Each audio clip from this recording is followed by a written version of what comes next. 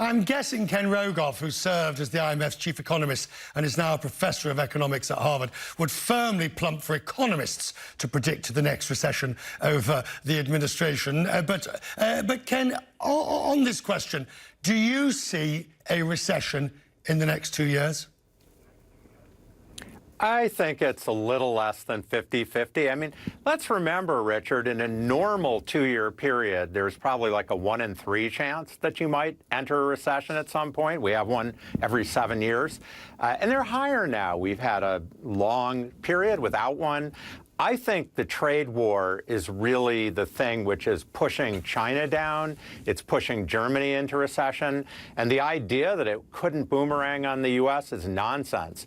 But yes, the fundamentals of the U.S. economy are really pretty good, except for the trade war. All right, so this idea of the inversion of the curve.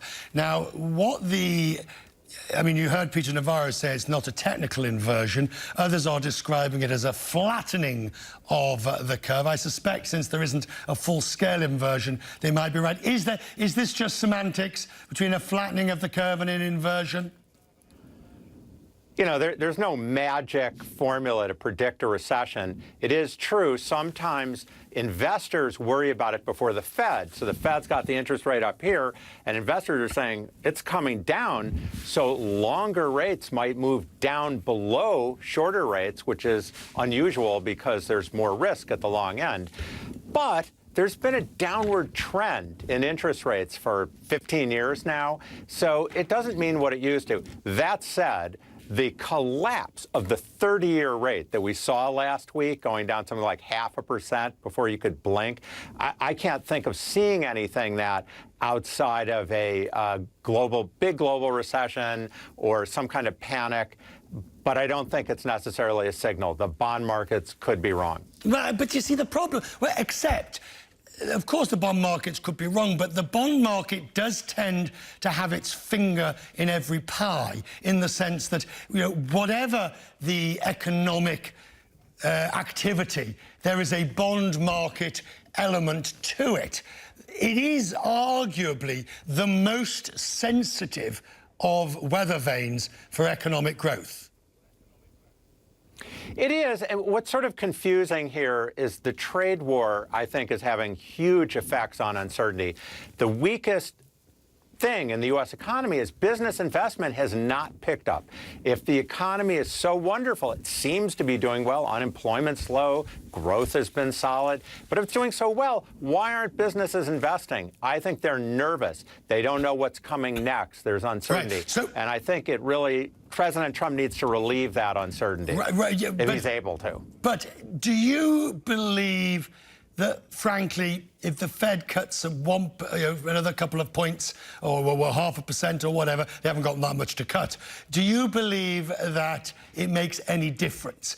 Would you be suggesting, in the current economic environment, that restarting QE should be on the agenda? Well, I think QE is smoke and mirrors. It worked for a while after the financial crisis because people thought it would work. It worked because people believed it. But look at Japan, look at Europe. I mean, it really has its limits of what you can do. No, but the Fed has room to cut, and I don't think it would be such a problem if they cut a little. But recessions happen no matter what the Fed does. There's limits to how much they can do it. And if they cut rates too much, the immediate problem is not inflation, but that they put the seeds of the next financial crisis. There's already a lot of debt. I think they're more nervous about that than they are about inflation, and they should be.